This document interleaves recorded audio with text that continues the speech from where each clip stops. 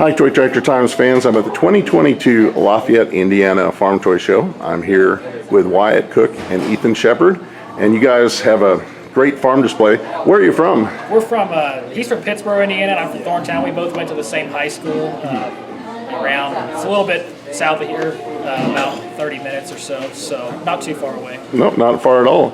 And I can see your Case IH fans from your hats. Oh, yeah. Yep. Modern logo and classic 80s. Yeah. So let's take a look at a really nice Case IH theme grain farm here. We'll start out taking a look at the bins.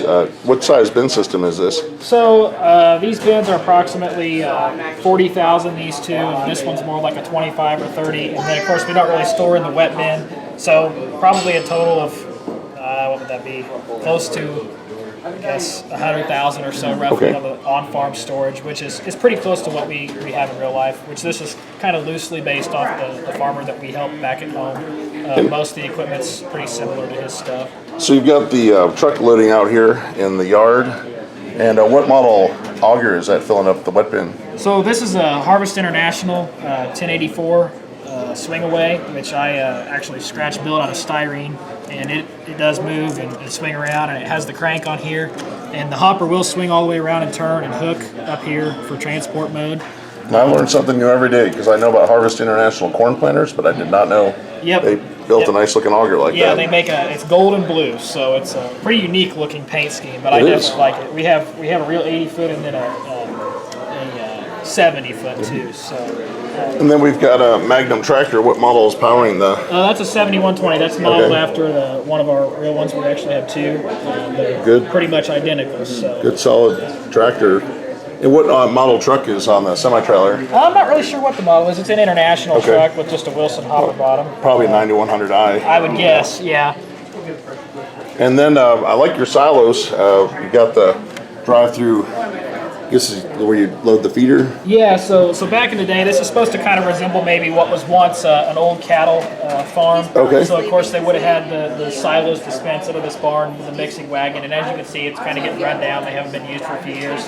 And the idea behind this shed here is maybe it was once a feedlot with a bunk across the front. Okay. And then they just made it an open face cold storage just to utilize the existing shed. So in the silos, you've got the cool AT&T bars here. And what size silos are those? So these are 20 by 40, a 20 by 60, and a 20 by 80. Okay. So And we've got back in the day, this one would have been used for high moisture corn, this one for haylage, and this one for corn silage. Okay.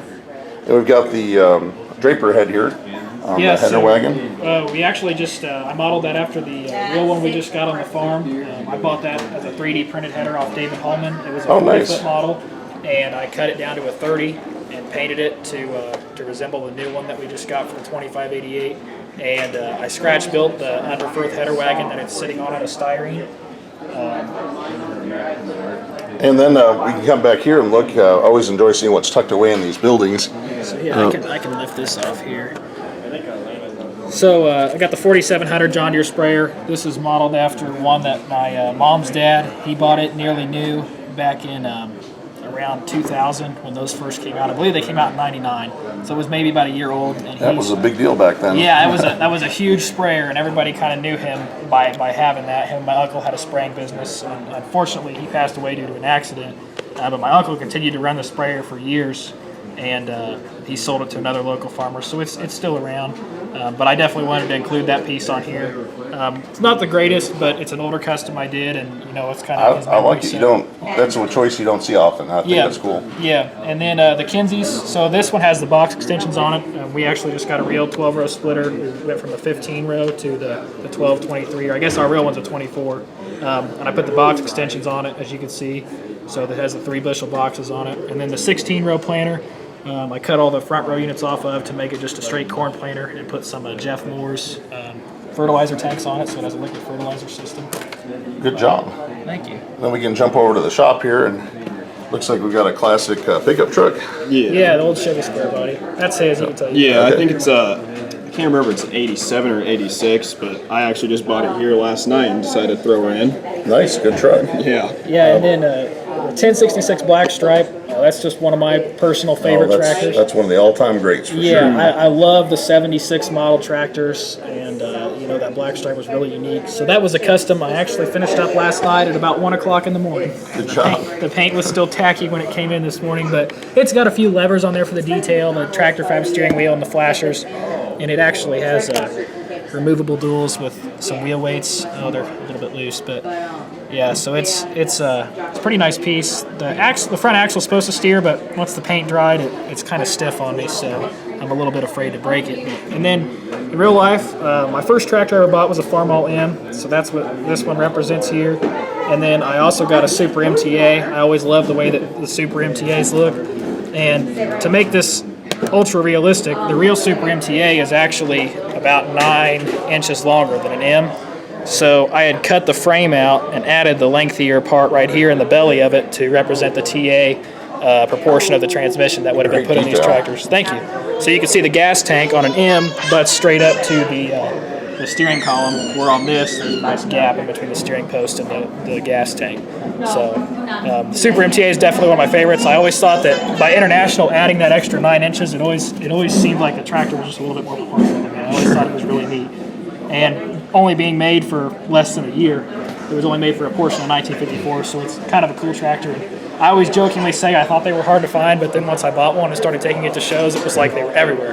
They all come out of the woods. It's one somebody doesn't want to give up. Yeah, yep, for sure. So we've got a modern Magnum here in the shop. Yeah, that's our 180, which we actually have one almost identical to that in real life at the farm. It recently got hit. What was that? This past fall, about in November, somebody T-boned it. Yeah, it has a whole new front end now, so yeah, so looks pretty close to that one. Yep. So the niceness of this tractor is well represented because the real one's a 2013, and now it looks brand new on the front end because the whole front end's new on it. So I'm glad everybody's okay. Yeah. It was a miracle that everybody made it out okay. It was a pretty nasty wreck, but everybody walked away from it just fine. So. Well, let's jump from the shop. We've got the house here and the garage, just a nice farmyard, and it looks good. And we'll get over to the tillage side and the harvest side of the farm. So what Magnum do we have here? This looks great on the Glencoe Chisel. That's our MX 240. It's a 240, which we don't have one of those on the farm. It's one of the few tractors we don't have, but we just really love the MX, and especially with that chrome straight pipe we added. It's just a sweet tractor. Looks good, and I see you got your DeKalb sign out the road and the farm sign with the IH logo. Yep, and there's actually a small Indiana logo, which is kind of hard to see, but that's the Hoosier Homestead Farm Award. Okay. So there's different signs that they give out. So if a farm's been in the same family for a certain number of years, blue represents 100 years in the family, green represents 150, and brown represents 200. So as you can see, this is the 100-year farmstead. Great achievement. Yeah, so it's just kind of a cool little detail that you see around home, and I thought that'd be really nice to throw on there. And I like your chisel plow detail in the corn stalks here. Thank you. And we've got a pickup truck, must be his truck, starting out the day, getting the field going. Yep. We've got some cattle here. Yeah, so obviously we're not doing any kind of big cattle operation anymore, but Grandpa or whoever still kind of wants to have his cows to pedal around with, so keep him out in the pasture up the road to give him something to do. And then you've got a nice harvest scene here. You've got the Chevy C65. Yep, that's a great piece. I love that truck. I kept thinking about buying it, and finally I just bit the bullet and picked it up. Can't go wrong. And what model semi-truck is that here? That's a Kenworth W900A with the East end dump on it. And which model Magnum's on the J&M cart? So to my knowledge, that's the first small frame AFS Connect in 1/64 scale. So that's a 200. Nice. We just got a real one last fall to pull our grain cart with, and we actually have a real J&M single auger cart like that. What size hopper's on it? This is an 875. Our real one's only a 750, but of course Earl and whoever makes the models, the only option was the 875. So. Well, I like the mini Magnums, and I'm very glad to see an AFS Connect. Yeah, That's awesome. that was two tractors obviously morphed together to make the one, but I kind of filled in the grill with body putty and stuff to make it the right shape, and built all the mirrors, changed the tires, and it does have a steerable front axle on it that I scratch built from styrene. Good job.